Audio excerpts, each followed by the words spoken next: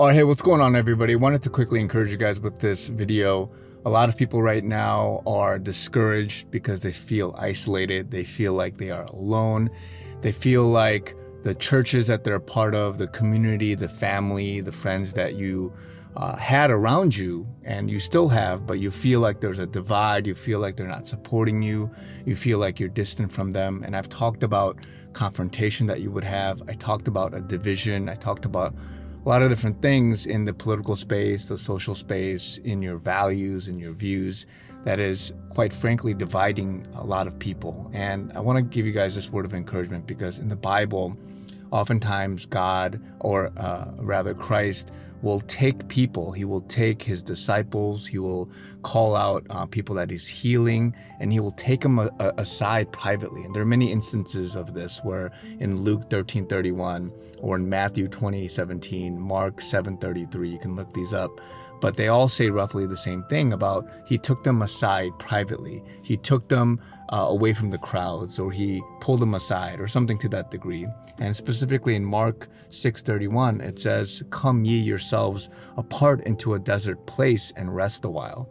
And so he intentionally takes people away for several reasons, and many of the reasons are uniform in nature. They will help you to set yourselves apart from the people, from the crowds, from distraction, from things that are not good for you. And he even says that when you follow me, come and follow me.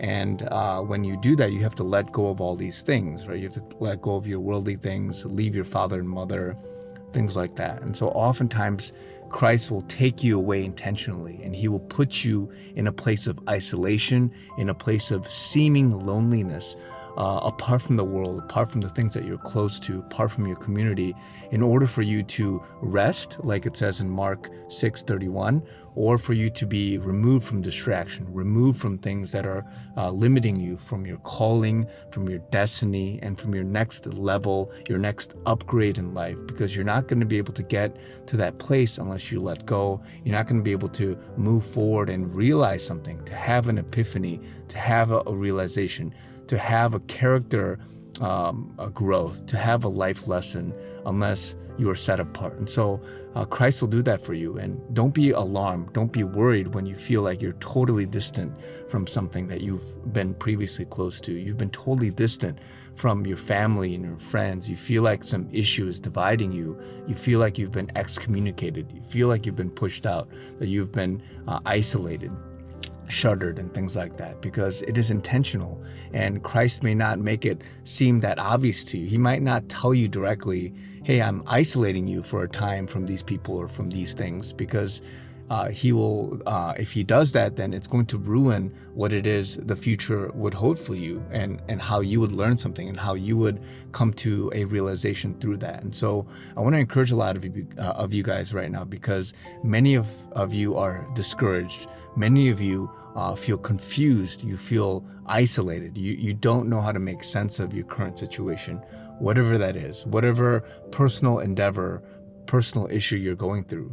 But rest assured, Christ does this oftentimes for a season to take you away so that you can come to your place of rest, of peace, of epiphany, of realization, of growth, and of sanctification. And so I want to give you guys all these examples. Go look them up, right? You can look up all these stories. Anytime you see an intentional Christ taking somebody away, privately away from the crowds, privately away from something, to remove you from some distraction or some obstacle, some place, so that you're not clouded by other judgment of other people's opinions, of other things that is going to take up your time. And I talked about that in some of the last few videos. Your time is precious, and if you don't invest that, if you don't hunger after and feast on things that are of the spiritual, then it's not going to be good for you. And so I want to give that word as an encouragement, because you're not alone.